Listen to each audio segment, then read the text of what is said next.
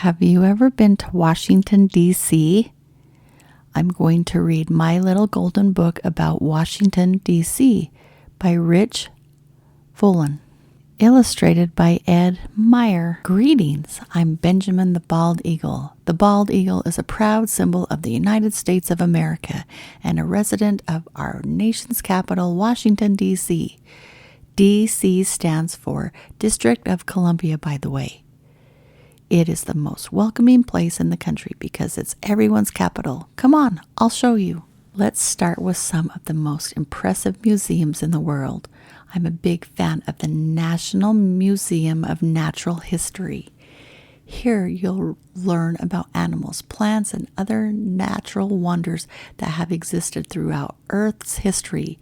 You can gaze at massive mammals, explore human evolution, and even stroll among real butterflies in the Butterfly Pavilion.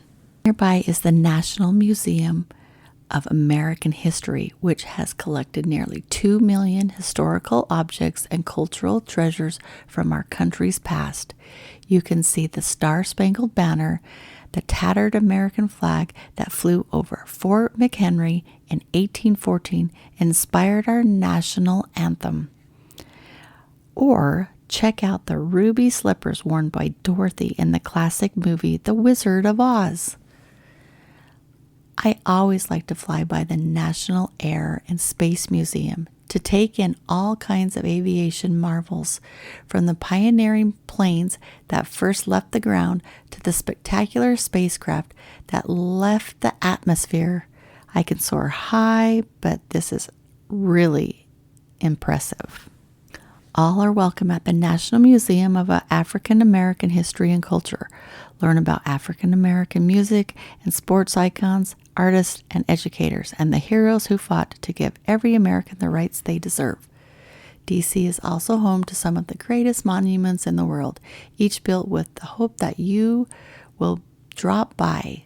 Some, like Martin Luther King Jr. Memorial, celebrate the leaders who inspired our nation. Impressive Lincoln Memorial is dedicated to our 16th President, Abraham Lincoln. From the top of the steps, visitors can enjoy an amazing view of the reflecting pool that stretches from the base of the stairs.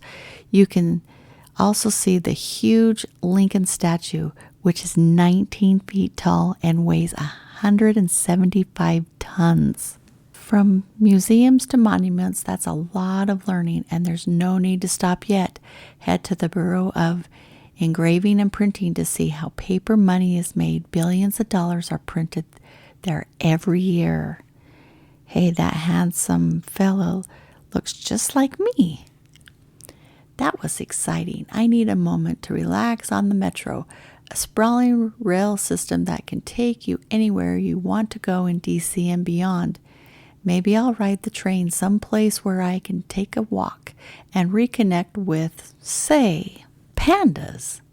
No tour of DC is complete without a romp through the National Zoo and a visit with my favorite black and white furry friends. The National Zoo was founded way back in 1889 and spread across more than 160 acres. It's home to around 2,700 animals from nearly 400 different species. Let's stay outdoors and head over to the Tidal Basin, where thousands of people came each spring to see one of the largest displays of cherry blossoms in the world. Many visitors also take in the view of the domed Jefferson Memorial from a paddle boat. Personally, I prefer to fly.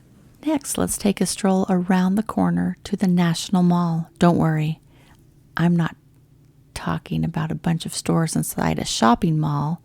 Our mall is a huge park with a long grassy field that goes right through the middle of DC, and it's easy to find. Just look for the Washington Monument. The mall is a great place to relax and play, or to hold a special event like the annual Blossom Kite Festival.